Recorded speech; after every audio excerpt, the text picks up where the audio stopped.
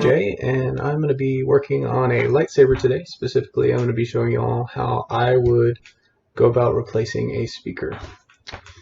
So the first thing you need to know about me is I'm not a sabersmith professional, or I don't, professionally go around selling lightsabers. I don't work for Vader's Vault or Corbanth or any of those people. I'm just some guy. I'm a firefighter and a paramedic. This is not my main thing. So the reason I'm making this guide is to show people like me who, this isn't their main source of income. This is like their weekend hobby. How to, just work on their lightsabers and maintain them. This is a Corbanth I've installed myself. It's got a little Profi board in it, and we've got a bum speaker in it. Now it works sometimes, but every once in a while I get a little glitchy sound, and I think it's from the way the coils in the speaker. I'll go over that in another video, but anyway.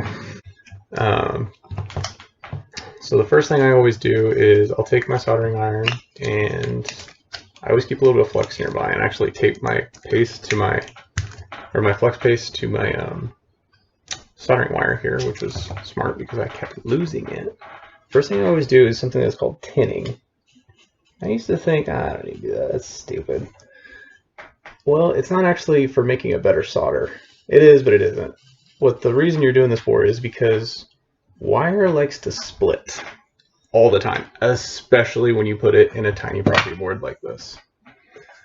So the reason I tin my wires is to help keep those wires together when you do your solder. And I'm sure a lot of the Dimitris and Pat Kens are out there rolling their eyes like, yeah, Jay, we know. But that's just one of those little things that no one really tells you,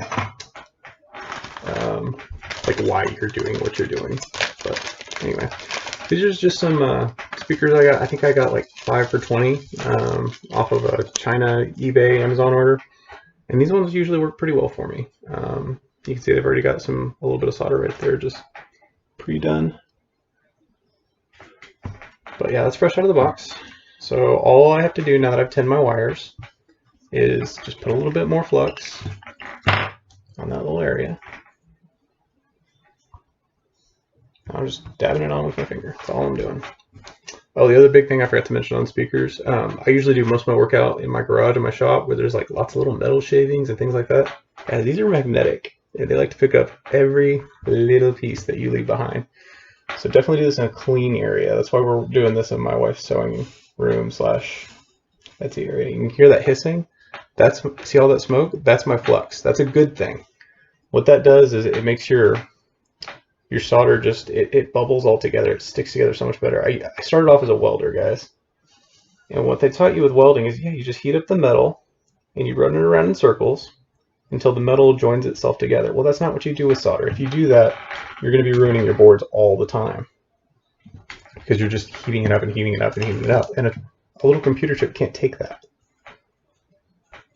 Not the way an iron fence or something like that where I learned on, So anyway, let's get that guy back on there. You can see one of my solders actually failed right there. It didn't actually attach the way I wanted it to. My finger's probably a little in the way, but I don't care. You get the idea. Okay, we're back. I grabbed a battery and heated up my hot glue gun, or rather my wife's hot glue gun that I stole from her.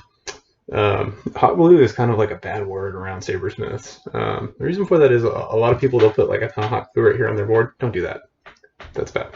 The only reason we're hot gluing this is just to keep the speaker in place a little bit better. I would super glue it or Gorilla Glue it, but sometimes you got to replace parts and you don't want to tear up your chassis if you want to do that. So just a little bit of hot glue. You don't have to get hyper aggressive. These things are fitted to where the speaker should fit in there snugly anyway, but I'm just a little bit, I don't know, non-trusting, I guess. One of my philosophies in life is to ask for help, but trust no one to help you.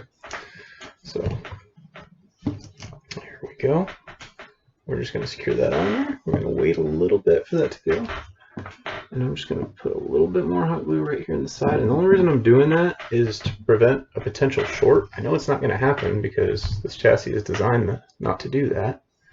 However, again, I'm paranoid, so we're just going to fill those holes with a little bit of hot glue, and I'll go back and just shave on over them. But we'll make sure that that gets held in nice and snug. We'll test it out with our new handy dandy little battery here. Money.